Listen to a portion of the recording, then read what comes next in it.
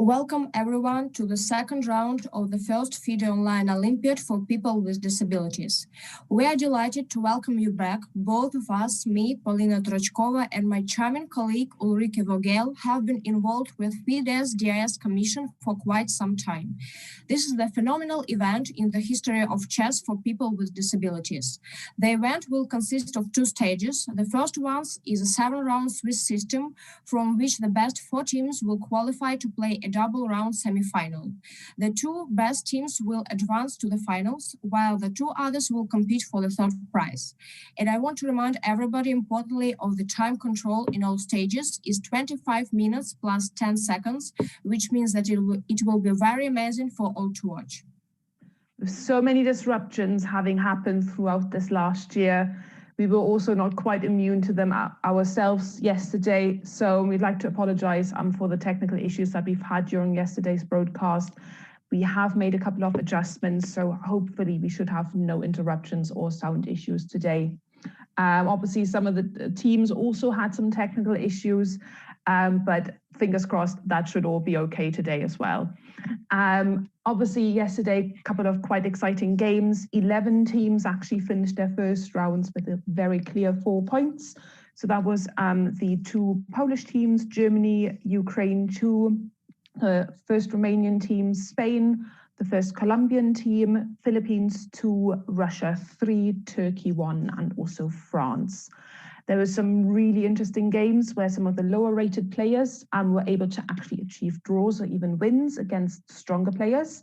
And some of the pairings actually saw opposite ends of the world, like Georgia and Brazil being paired up, but also almost neighbors were battling it out, like Argentina and Nicaragua.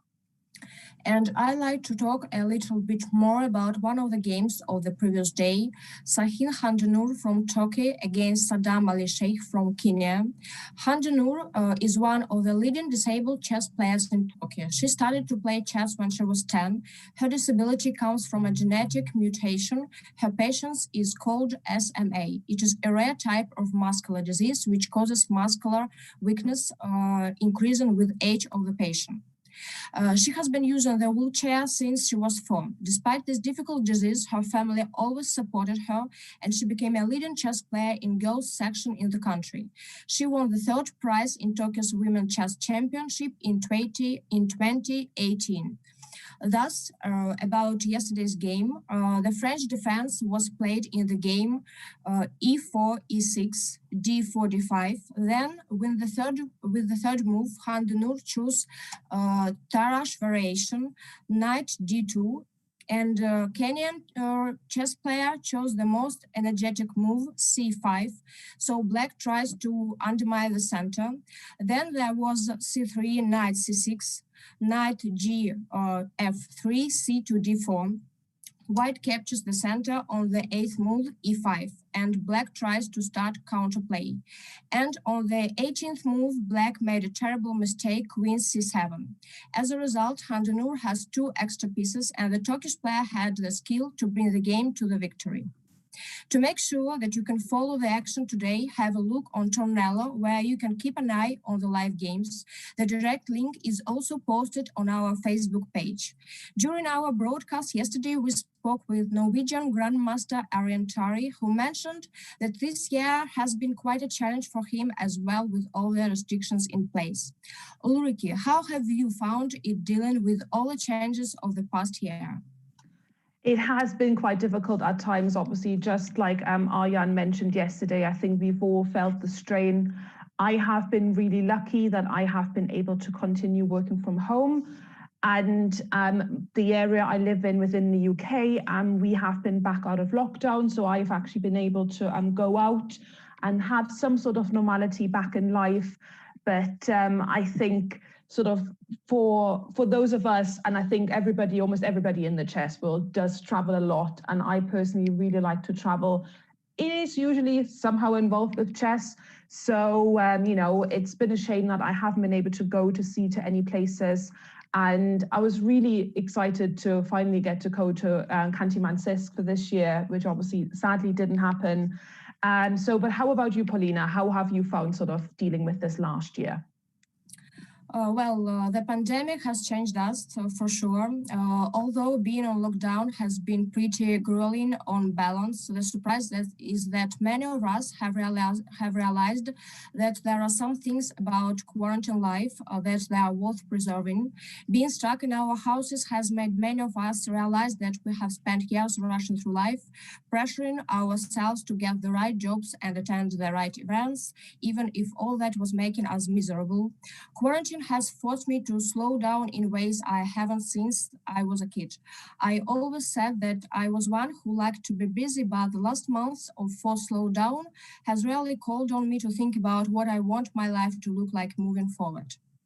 Yeah, and I mean, it's obviously being part of sort of that big FIDE family, it's such a great thing. But obviously, I think, you'll probably agree as well that it's sort of missing that social aspect of, over the board tournaments, also with the congresses where, or with the Olympiads where everybody's, it's the one place where you can get to meet each other in person once every couple of years. So it's really been sad to have to miss out on that.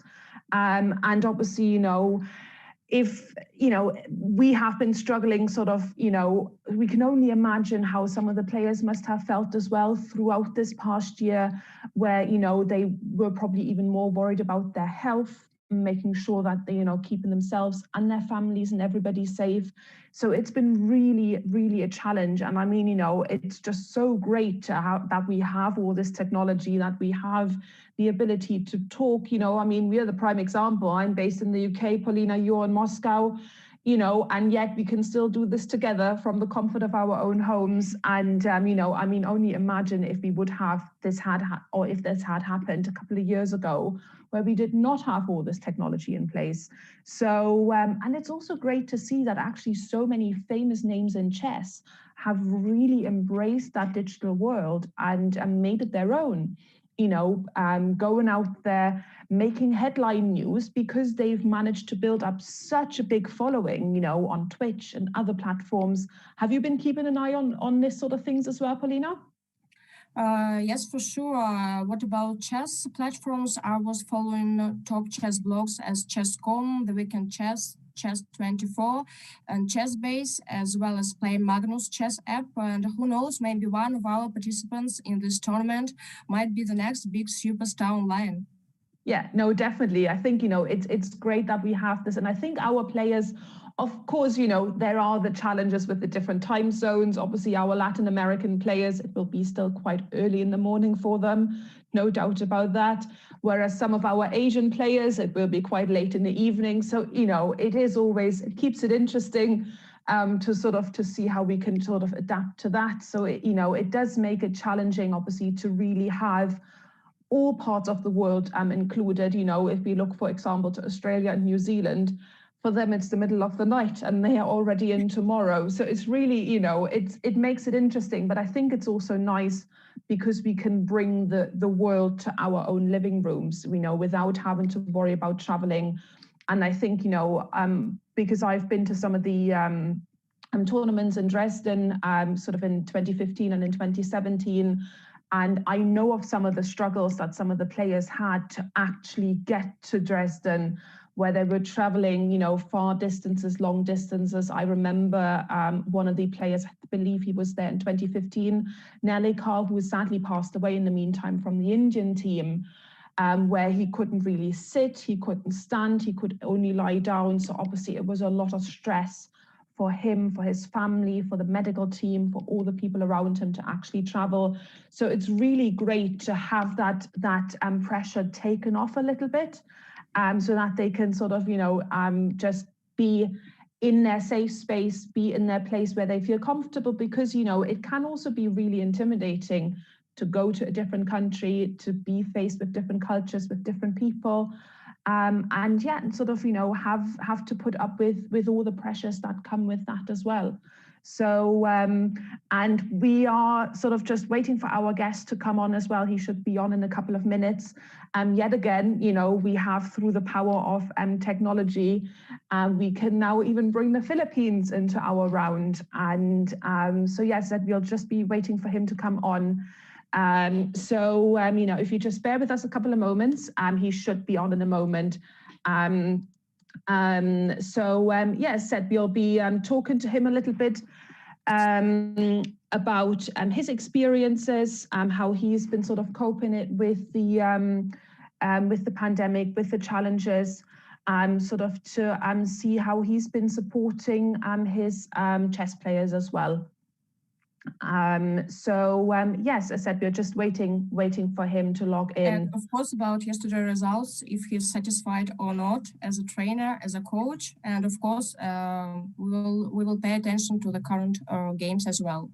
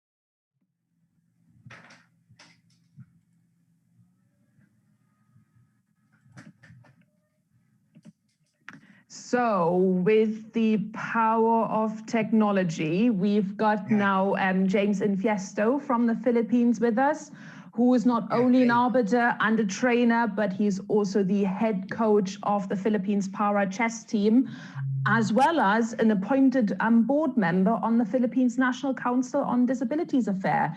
We're so excited to have you join us for a chat today. So how are you doing today?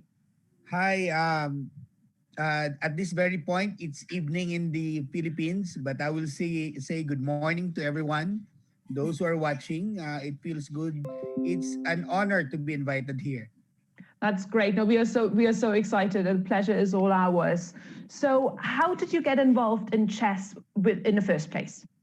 Well, I saw a chess player in my house before when I was 9 years old. Then after that, I fell in love with chess. I had all the pawns line up, then make soldiers out of those pawns and pieces. Then after that, my father had somebody teach me how to play the proper way. That's great. That's great. And how long have you been involved in training the para chess team? And how did you get involved in that? Well, you know what? Just a brief background. I used to be a magician for my city mayor, who is now the president of the Philippines. Okay. I used to perform magic for young kids who have disability. Now, in 2011, I had a stroke. After my stroke, I had disability in my left side of my arm and leg, and it has impairment already.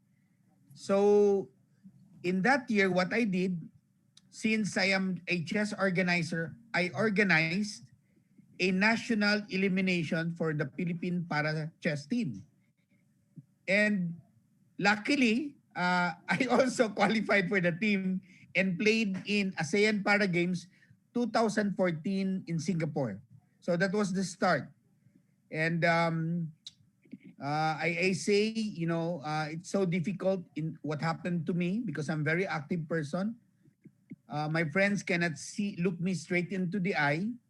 Why it happened to you, not to some bad guys? But I told them I am taking it as a blessing. Because I have a disability, I am now part of the Philippine national para chess team, which provided honor for the country. I won one gold and one silver. That's amazing. That's Amazing. great. And yeah, and then when my the situation needs me to take over as a coach, and here I am now. Okay. And James, do you feel more responsibility in training players with disabilities? I always treat the same way because before I had my disability, um, I used to train young kids and elite players in my city because I'm a FIDE trainer and international arbiter. And when I had my disability, um, I I'm also became the president of an association for disabled persons in my city.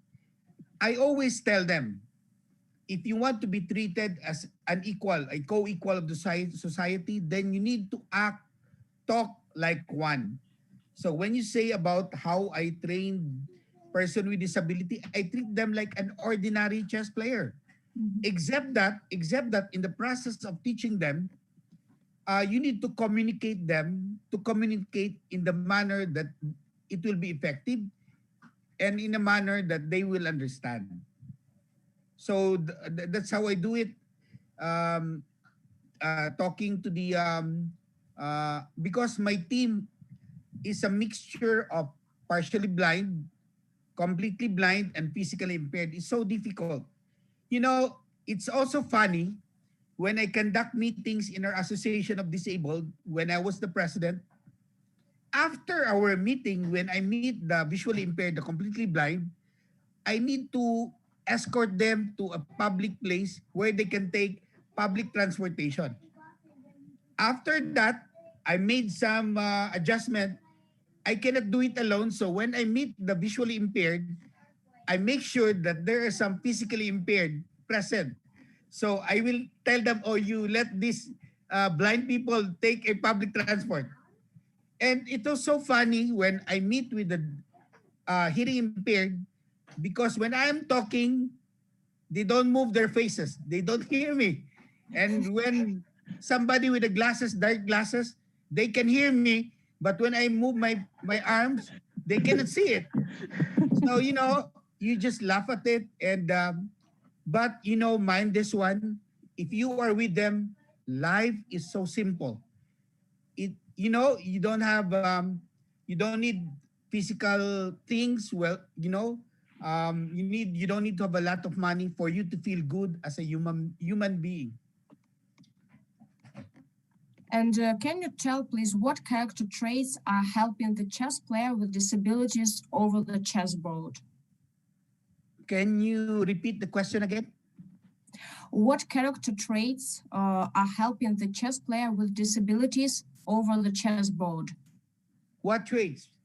I'm not sure I get the question right, but So what sort of character things or what sort of character should a chess player have, and what helps them when they're in the games, when they are playing? the first thing that character that you need is the love of the sport. Let me share you an experience when I was the deputy chief of Asian Youth Para Games. You know, in that competition, when one youth player was in extreme time trouble, you can see the tears flowing in his eyes. He forgot that he is a blind person. All he thinks at that very point was he wanted to win and he's losing because he has less time. He has because in Asia we don't have a talking clock. So the player can ask the arbiter what time remaining. So we say the time of the white and black. And then the kids started to cry already. Now I had that at very point.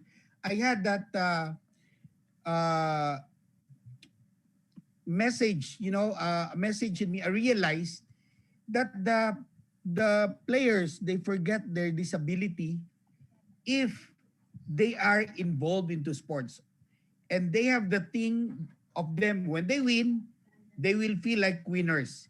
So that's how I came to realize that I need to organize more sports event to change their the mindset of this person with disability. And I'm not talking about elite players who are representing their countries and cities. I'm just thinking of a simple person with disability, letting them be involved in sports. And James, what is the role of the trainer in a life of a chess player? I mean, when a chess player loses the match or wins, is it only his defeat or his winning, or it's something like 50-50? You know, I always believe that when you communicate with your players, you need to be sincere. Sincere in a manner that what you are doing, you mean it. It is in the heart. And my players, especially the visually impaired, they can feel if you are what you're doing, if you care with them, care with them, they will feel if you really mean it. And when they lose, let me tell you a story. When my player, the completely blind in the Asian Para Games, they are crying already because they thought they will never win a medal. But I told them, all our opponents are praying. All our opponents had trained. But who will win in this competition? Who has the will to win? The more reason to win.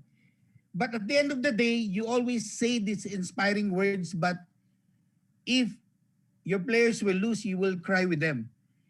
Sometimes a mere hug will explains everything. But at the end of the day, at that time, the sweetest medal I had was a bronze medal of my completely blind player. Because I tell them, as long as the game is not yet over, we are still there having a chance to win. If you don't believe in that, then there's no reason for us to be there. And I also, uh, in my city, I brought the blind players during awarding ceremonies, simple city competitions. I asked the city mayor's office that the awarding will be done in front of the public, of all the high official in our city, and it was granted. You know, my blind player told me, uh, "Coach, is the sky so bright?" I hit him with the elbows. Don't make me cry, because that's how they feel. And one of the blind players said, I heard that because their hearing is very sharp. I heard radios, media people, they even hear the movement of the camera, and they said they are now actors because they can be seen in the TV. So not only you feel them, you need to make things that will provide for them to be recognized, for them to be complete inside. And then I say, we change life one day, one person at a time. And most players now firmly believe in natural talent for chess, and most believe that top 10 players have some special traits, that few rarely can reach that level. However, many believe that a lot of study and practice can take a player a long way. Some believe that almost everyone can get to FIDE master with enough practice and study. And what is the most important nowadays? What comes first? Natural talent to come up with the bold ideas of the chessboard, or memory for memorizing chess opening variations? What is the most important now? Okay, I will answer that question starting with my team. Um, I always ask my players, I can always start with somebody. I'm talking about a person with disability. I always can start with somebody who has little a talent, but the attitude is very good. Rather than a so much talented guy, probably so much technical knowledge already in his mind, but cannot, but the attitude is very poor, meaning cannot be a team player and who cannot listen or who cannot follow simple procedures. Because me, when I run a program, when I run a team, I say they are my second family. Okay, so that means even if it is holiday, it's supposed to be spent with the family. I demand time with them because we are your family, and I mean it. Now, you ask me, you tell me what is more important, the talent. You know, talent is also important. You can let me mention Wesley So. You know Wesley So from Philippines, right? Of course, of course. When I met him before, because when I do magic, he's always in front of me. So I'm a good friend of his father, his biological father, and the talent can easily be spot because his memory is really different. So you see, there's some inner talent. That's what we're talking about. But me, I believe in hard work. Wesley Saw is one of a kind.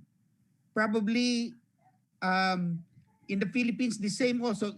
Not only in the Philippines, but all over the world. Not only I say that I believe in hard work, but it is easier to let everybody understand that all of this, we are all created equal by God, not in a sense that we have the same nose, because there is, if you have a big nose, you have a long feet, you know, that in a way we're equal. So maybe I will facilitate somewhere in you uh, the goodness, the talent, and the willingness to train, to put in proper use, facilitate that, and we come up with a champion. It's easier for me. That's my stand, um, because I'm looking on the bigger picture of chess. Because chess, I love chess. That's why I always tell people, if you do bad with chess, even if you don't know me, I could be your enemy because chess is bigger than all of us. And each of us should take responsibility in putting chess in a high level that will benefit everybody who loves chess. So, though we recognize we don't have the monopoly of the best ideas for chess, but when you speak from the heart, you can never go wrong. Yeah, oh, totally. So obviously yesterday, the first Philippines team, they drew their games against Canada, and team number 2, they beat the Mongolian team on all boards. So how did you feel? Are you satisfied with the results of the first round yesterday of your two teams? To be honest, the result for Philippine 2 blanking Mongolia is very good. Good. But our result with Canada, this is what happened. Canada, according to the chief arbiter, they requested if it could be granted that because their submission of the lineup was delayed because of some internet connection, they should be default in terms that the lineup which they had 1 to 4, even if that is not what they prefer in their composition, should be applied.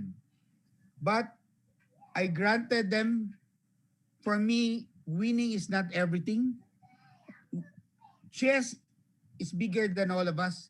And not only that, on the perspective of a coach, um, if we want to be a champion, then we should be the better team over the board, whatever the composition is. Yeah. So, and that's what I told to my player. To be honest, the 2-0 we're seed number 3. That should not happen. But I told them we should not be, I just talked to them earlier, we should not be ashamed of the result. This is our best at that point that we lost 2 players, and our top board player, the reigning IPCA online champion, FIDE Master 7, lost his game. Overlooked a one move made. But I say there are factors that caused the thing. So we just learn from that, be better, and maybe that could be a blessing. Yeah. No, what we'll do now is we'll actually have a quick look at some of the games. So we'll be looking at the game 7.1, where we have Stanislav Babaryakin from Russia playing And Fedor. So obviously they have sort of they're quite a bit into the game, sort of on move 23 now. So how do you think it's looking for your players at the moment on that particular game? Well, would you like me to share screen? No, because they'll be able to they'll be able to get the board onto the broadcast. So It's okay. It's okay. so you No don't problem. need to share the screen. Yes, that'll be fine. It's Thank okay. you. Actually, before I log in here, I checked the updates of their games. I'm happy. I'm happy with Menandro Redor, Arman Sobaste, and Felix Aguilera and Angot in Philippine 2, the position. Even in Philippine 1, so far so good. Yeah, perfect. We actually have the board now on the screen next to us on the YouTube broadcast of the game from Stanislav versus Menandro. So how do you think it's looking at the moment because obviously Menandro is down quite a bit on time, whereas Stanislav has a little bit more time left. So how do you think that's going to go? Well, I told them I have full trust in them, but let's not forget that from the reason that we are here right now, because we love chess. So I told them just have fun, and remember, even if we're down with time, that's 10 seconds increment. Menandro Redor is a visually impaired player, so he's playing Babarikin. He's a Olympiad player of IBCA. So whatever the result is, as long as we're giving our best, that's it. Yeah. Shall we have a look then how Sander is getting on? I think he's playing on board 15.1 against Michael Eigner from the US, correct? Yeah. So let's have a look at that one. I think we should be able to have that board up in a moment as well, so that our viewers can follow it as well. So let's have a quick look on that. Well, they seem to be very equal in time at the moment. So how do you think that game is looking? Well, that particular position, I believe Black has a better for me because there's some squares under control by Black on E5, and the queen there seems to have a Tara's position on D5. I'm happy with that. That is a position that I can say that Sander is comfortable. Good. So you're hoping that it'll be a bit of a better day for him today then? Yeah, I said to him, he is our number one player. I want the whole world to see how he will bounce back. That's why I was thinking really of fielding another player to replace him just to have a break. But I say Sander is a veteran player. I want him to regain his confidence for very important rounds later. And I don't need to pace their energies because this is only one game a day. And the time control is rapid. Oh, that's good. That's good. Let's have a look then maybe at the second board, which is, so we've got Henry Lopez versus Griffin Mcconnell, isn't it? So if we can get that board up, which is 15.2, so we can have a look how they are going on as well. Henry is playing white. He has a double pawn, but I think white is better because he has the open file now, the A file, and the rook is on the 7th rank. And in our FIDE trainers, if the rook is already on the 7th rank, it's just like having a pawn up. So it compensates for the double pawn in the F file. That's good. So it's looking good for Henry then as well, by the looks of it. Yeah, and the position is open, so the two bishops has the advantage. Yeah, no, that's good. That's good. So it's looking pretty good then for both teams today, then, isn't it? Yeah. So that'd be great to hear. Obviously, we have the first sort of couple of results are coming in already as well. Shall we maybe have a look at the game from where Israel is playing versus Spain? Because obviously Israel sort of have come in as sort of some of the favourites. So Yeah, maybe we can have a look at the game 5.1. Okay, So that is GM Jakov Silverman versus Albert Oliveira Gutierrez. That game has already finished already. Yes, yes. So do you mind sort of having a quick look over and sort of just talk us through a little bit, like how that game went? Well, I can say that in the opening, let me say, the opening is a D4 opening. Jakub Sebelman, being the grandmaster, normally, if they say it's a D4, it's good for positional players. Well, the position in the opening right away on the 13th move, um, black is already pawned down, so it's just a matter of technique already. As you can see, on the ninth move, black castled because the knight on c6 had been pinned, and I think if it is can still be remedied, leave the knight being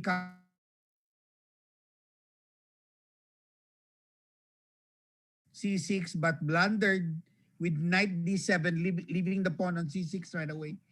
So the rest is technique already. Yeah. And right on the 21st move, white is exchange up with two pieces against a rook, plus a pawn. So yeah. Well, let's have actually a look at the fourth board on that one. So that is 5.4, which is Lago David Fernandez and Alexandra Alexandrova. So because that is a game that is still going on. okay, Alexandra Alexandrova, okay. Yeah. So how is that game looking to you? Well, let me see. Let me check for a while. Lago and then, all right, there you are. Let's have a material balance. White, 6 pawns. Black has 7, so 1 pawn up. But let's see the position. Minor pieces, 2 rooks, bishop. I think white is 1 pawn up, but I think in this position I would give the advantage to black is 1 pawn up rather, but white has more active pieces. You see the rook on the echo 4. The pawn is guarding it with d5 and it's being attacked by Charlie 4. So that is under pressure. Maybe the pawn down is a positional, is temporary material up 5 black, but that d5 is under attack. Plus, there's a pending pin on bishop b1 all the way to the knight on g6 and king to h7. So I say that white is compensated with 1 pawn down. I think it's deliberately given to have more active position. Okay, no, that's good. So it's still some interesting games, and a lot can happen in those last couple of minutes, isn't it? Yeah, but they say that Fabiano Caruana, Grandmaster, said that Fabiano, is it Fabiano? The one from Armenia, Grandmaster, said that you mate your opponent with pieces, not with pawns. Yes. So it's okay to give some pawn away, and you have pieces attacking the opponent's king. Yeah, yeah. Perfect. Obviously, when we spoke earlier on about sort of your teams as well, like what are some of the challenges that some of the players that you work with that they have faced sort of over the last year? What are some of the difficulties that they've come across? You know, as a coach, dealing with athletes with disability, my problem is sometimes they forget that they are in a team with fellow person with disability. Because when I ask them, we will stay on the left side, the first time that they are with me, some of them will say, "Oh, I cannot move in there because I have disability. I'd rather stay on the right." They seem to forget that their teammates they have also disability. That's the mentality of some person with disability. Yeah. That when they grow up, they are pampered. They're excused in following rules. That's not the way I run my team. If you wanted equality, you want to be treated as a co-equal, then you act like one. If we pass to right, ordinary people on the right, then we pass to right. Not unless if it is not physically accessible, there's a Magna Carta for a person with disability also. But as much and if you can, then let's be with the rest of the ordinary people. That's what I tell them. And how do you feel sort of about obviously with online chess or that like, obviously there's sort of so much more, like happening online virtually, like where do you think or like sort of do you see that developing further or like how do you see sort of chess develop over the next sort of 2 years, obviously sort of in light of the changes and the restrictions that we've all faced this year? Okay. First, that we need to consider right now is the fact that we are suffering all over the world is suffering a pandemic, and you know, Philippines is supposed to host the ASEAN Para Games. It is a meet of the countries of the Southeast Asian every 2 years, and this year is the turn of the Philippines to host it. It's a multi-sport meet. And it was canceled because of the pandemic. So all of us, we felt bad about it. Thomas Luther is supposed to be coming to our country, and his presence, we're looking forward to inspire more activities of chess players with disability, but it did not happen. But looking at the bright side of it, it's a choice. You see it half full or half empty.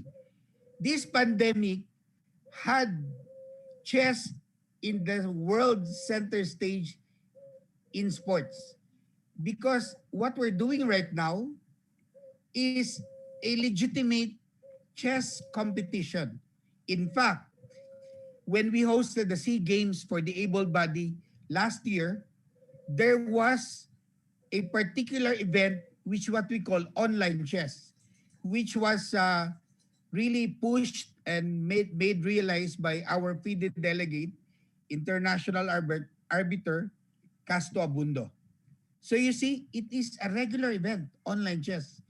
And the skills and the situation that matters in that competition requires different set of skills and different situation. And the gold medalist in that competition was different from the other blitz and standard over the board. Yeah. Now, so the question now is, will this be a thing still on could be done or present after 2 years from now? FIDE should realize that not all countries can send players.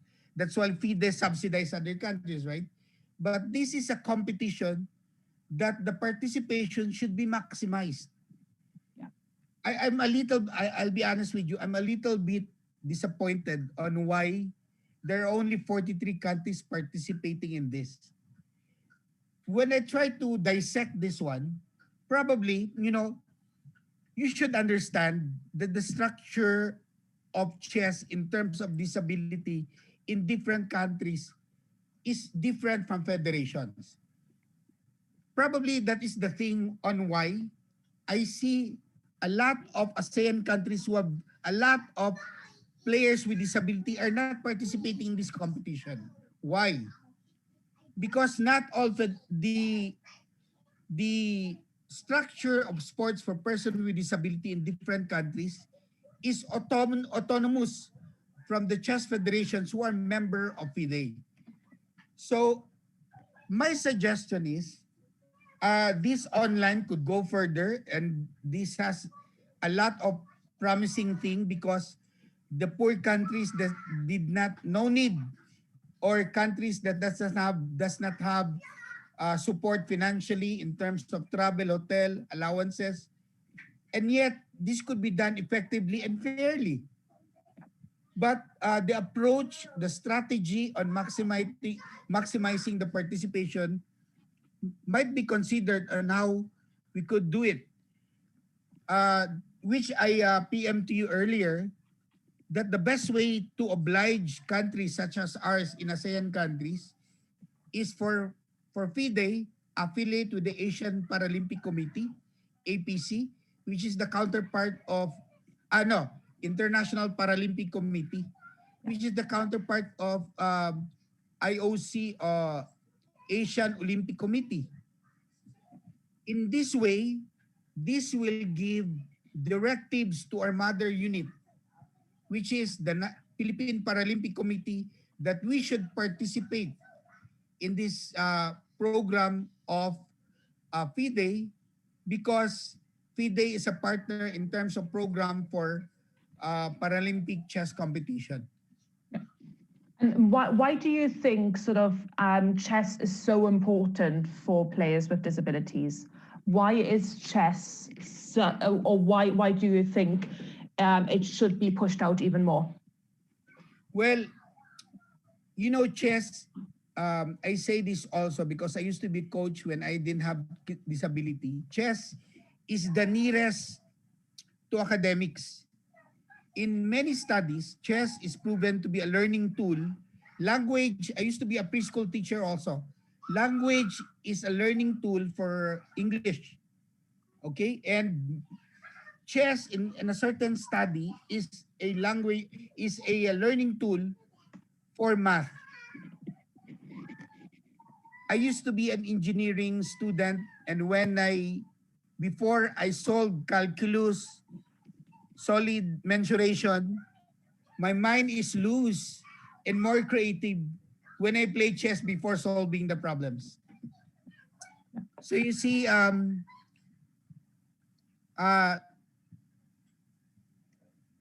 chess is something that could be very useful for everybody, I think. James, one of the distinctive features of nowadays chess is the central role played by computers. Nowadays, it is possible to watch the games live on the internet and run a chess engine on one's computer. The engine tells you the best moves in each position and evaluates each move. And grandmasters that have grown up with most of their training in the computer's era play a much more objective style of chess. Chess is an art, but it's more of a sport. If you're interested in winning, then you play the right move, even if it's an ugly move or a computer move. So don't you think that computer era is destroying chess and draining the beauty out of chess? Well, I would not say that computer era is destroying chess. It's a matter of perspective. The same manner when in my city they say, do not organize blitz competition because that is not the real chess. That is wrong. Blitz, if you want titles, you play in the standard, yes. But when you play blitz that does that destroy chess? The answer is no for me. It has a different effect. For example, I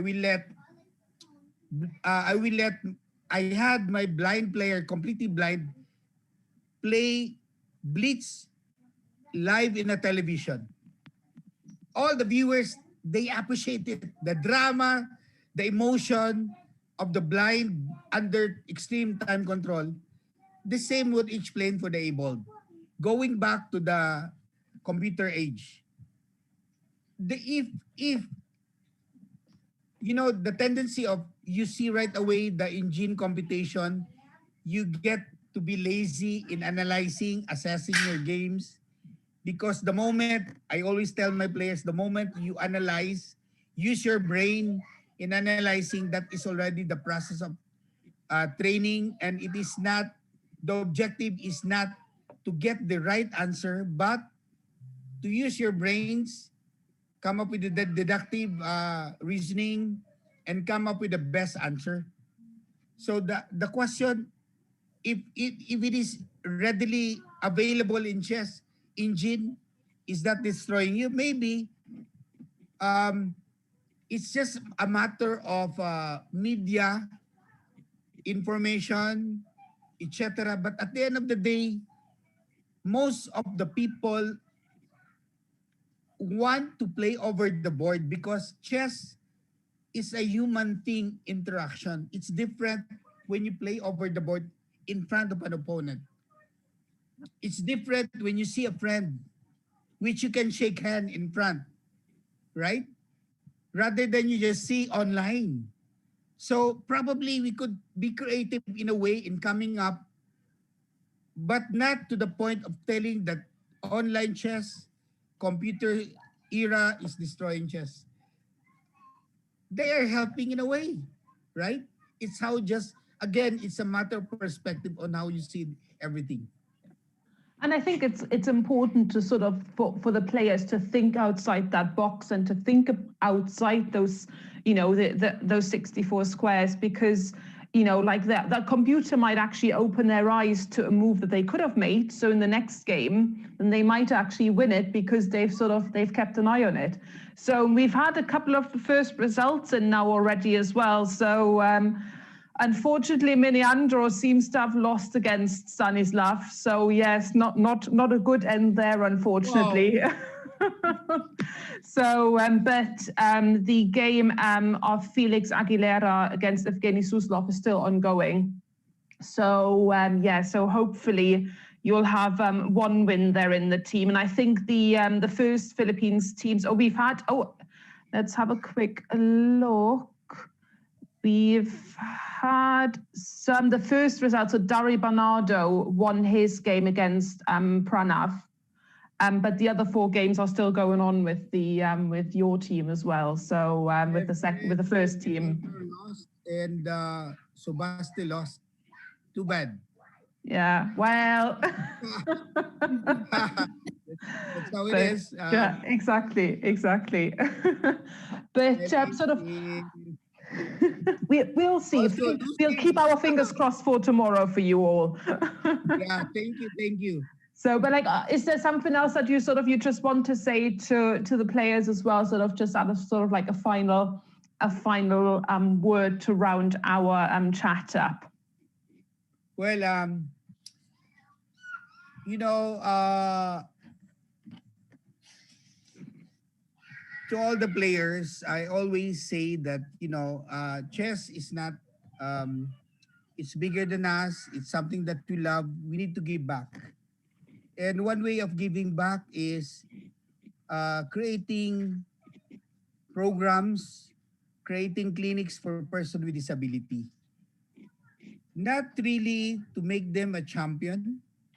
You know, I always say in one competition, in one tournament of 50 players, there will always be one champion, one gold medalist. But what will you give them? You give them a winning experience. I say when you learn the rules, when you go back to your homes, then you learn something, you are already a winner. You shake hand with somebody, you have a friend, you feel like a human being, you're already a winner. That's why when we had the program in my city, we came up with an event that all the participants, the person with disability, were awarded a specially crafted medal. Normally, medal only awarded in international events. for them to feel like a winner. And I had it with me just to show it to you. All of our participants, they received this one. This is a special medal. I Oh, don't know. that's amazing. It's a tassel, Yeah. and the design looks like international. Looks like, you know. Oh wow, that's wearing this really one. nice. That's amazing. They went home with their, because it's a mixture of adults and kids. They went home with their sister, brother's mother wearing this one. They all went home winners. I think that Amazing. that's really great, sort of to have you sort of to say, you know, like everybody is a winner in their own right, isn't it? I think that's a really Yeah. great thing to take away. So no, we thank you so much. I'm sure we could, you know, we could probably fill another half an hour or, you know, even an hour with you talking. We really appreciate you taking the time so late in the day for you to come on and join us today for a really, really interesting and insightful chat, sort of, you know, about the experiences that you've had. So we really thank you for that very much. Dear James, thank you very much for coming. Thank you very much for your time spent it with us. The honor is with me. I thank you double times, both of you. Thank you so much, and to Thomas probably for referring. And you know, in the Philippines, at least somebody, we provided voice in this conversation. Yeah. So again, lastly, I will say that when you have money, what will you do with your money? You spend it on something that will make you happy, right? Yeah. So if you do things that you love, it is already like being paid, because that's what you always do with money extra. You spend on something that you love. So again, I urge, if you remember this one, if there's somebody who are not this person with disability, pay it forward, give it back to chess. Be part. If you don't if you don't feel like be part of the Paralympics, it's okay. Probably you could extend it to young players in your neighborhood, etc. So thank you so much for the time, Thank and you very much, James. have a great day, Thank you. everybody. Thank you. We really appreciate that. Thank you so much.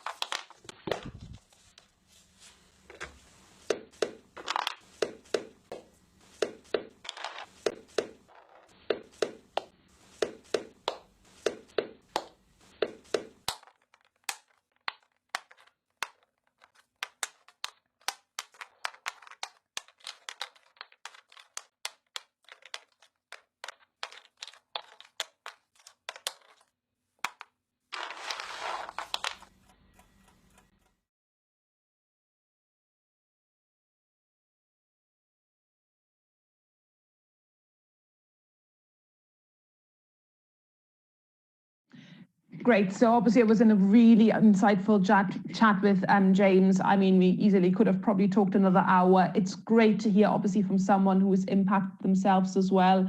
How did you enjoy that, Polina? I have to say that time with James passed very quickly.